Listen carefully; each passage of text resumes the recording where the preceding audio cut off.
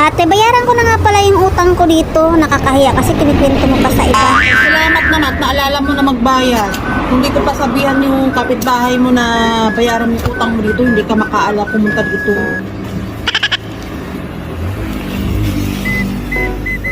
$450 yung utang mo dito.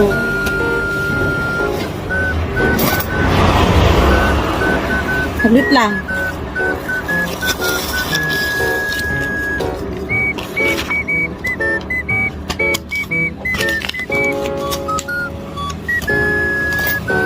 Ito yung sukli mo.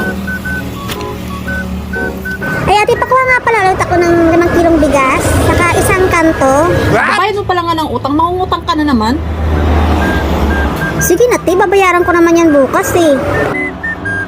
Yan ka na naman sa pangako mo na magbabayad ka na bukas, ang linggo, hanggang inabutan ng ilang buwan. Kung di ko pa ipasingil, hindi ka magbabayad.